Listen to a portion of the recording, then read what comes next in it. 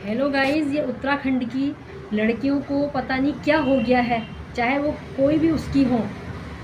एक बताइए, अभी एक केस आ गया है हमारे जो है सोशल मीडिया में बहुत वायरल हो रहा है केस। एक लड़की थी नानक मत्ता की, जिसने शादी.com पे अपनी प्रोफाइल रखी थी। उसने वहाँ क्या हुआ, एक लड़के की अपने शादी के लिए एक लड़के की तलाश करी और उसने उस प्रोफाइल में से एक लड़के को चूज़ किया। ठीक हो गया, चलो ये बात ठीक हो गई। लेकिन मेरे बात समझ में नहीं आ रही है कि जिस समय उसने शादी के लिए उस लड़के की प्रोफाइल चूज़ करी, क्या उसका घर बार, उसके बोलने से, उसके चालने से, उसके और कुछ समझ में नहीं आया क्या उनके परिवार वालों को। जो उनके परिवार वालों ने जो है, लड़के ने चलो अपना प्रोफाइल में अपना धर्म बदल कर, अपना नाम बदल कर जो है शादी.com पे अपना उसने प्रोफाइल डाली थी।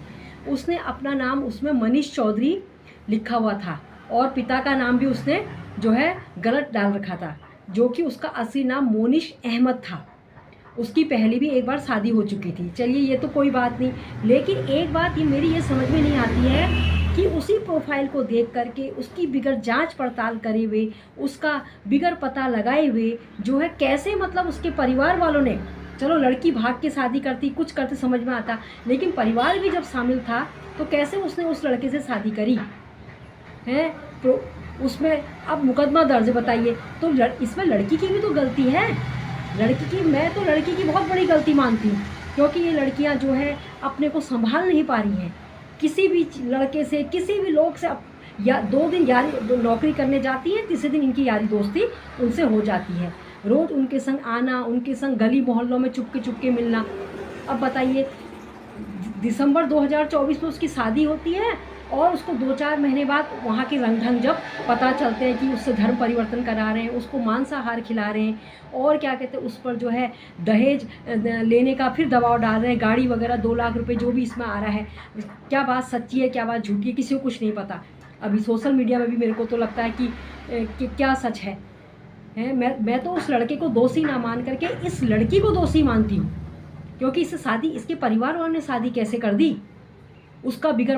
और वो दिनेशपुर में रहता था, उस क्योंकि मुस्लिम लोगों का जो है बोलना चालना, उठना बैठना, खाना पीना, इनके घर सब लेडीज़ों का बिल्कुल अलग होता है, हम लोगों से बिल्कुल अलग होता है।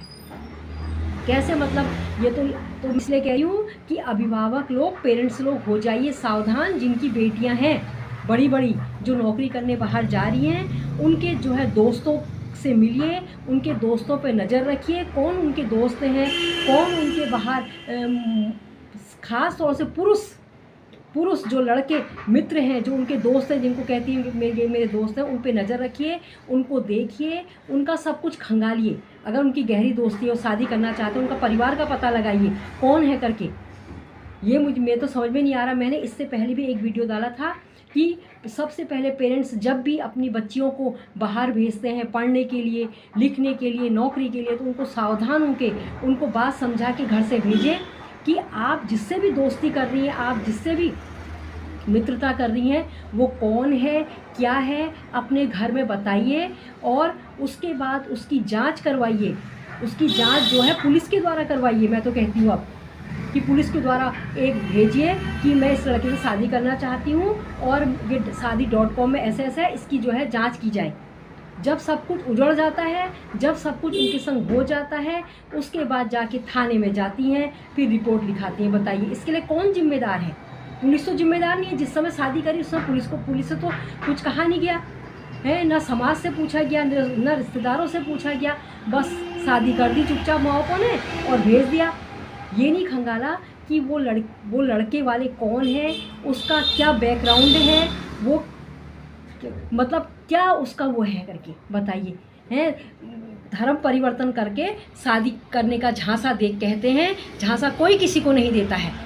तुम उनके झांसे में फंसते हो, उनकी बातों में फंसते हो, उनके समोसों में, उनके बर्गर में, उनके होटलों में तुमको खाना खिलाते हैं, तुमको चाउमीन खिलाते हैं, तुमको कोल्ड ड्रिंक पिलाते हैं, तुमको अच्छे मोबाइल दिलाते हैं और तुम उनके झांसे में फंसते हो और बस उसी को अपना सब कुछ मान लेते हो। तो मैं इसके लिए जो है लड़के को बिल्कुल दोषी नहीं मानूंगी। बिल्कुल इसके लिए 100% लड़की दोषी है। 100% नहीं, 200% वो लड़की दोषी है, जो आज शिकायत थाने में अपनी शिकायत लेकर के पहुंची हुई है। तो गाइज़ मेरा तो यही कहना है, आशा करती हूँ कि मेरे इस वीडियो को आप ज़्यादा से ज़्यादा शेयर करेंगे और अपने जो है बच्चों को समझाएंगे, सबसे पहले ख़ास तौर से लड़कियों को, और लड़कों को भी समझाने की ज़रूरत है इस चीज़ में कि आप किसी को धोखा मत दीजिए, किसी से ज़्यादा दोस्ती मत बढ़ाइए, मेल मिलाप मत बढ़ाइए बहुत ज़्यादा किसी से, बताइए। तो इसलिए मैं आपसे कहती हूँ कि मेरे इस वीडियो को ज़्यादा से ज़्यादा अभिभावकों तक पहुँचाइए, इसको शेयर कीजिए, लाइक कीजिए और चैनल को सब्सक्राइब अवश्य कीजिए।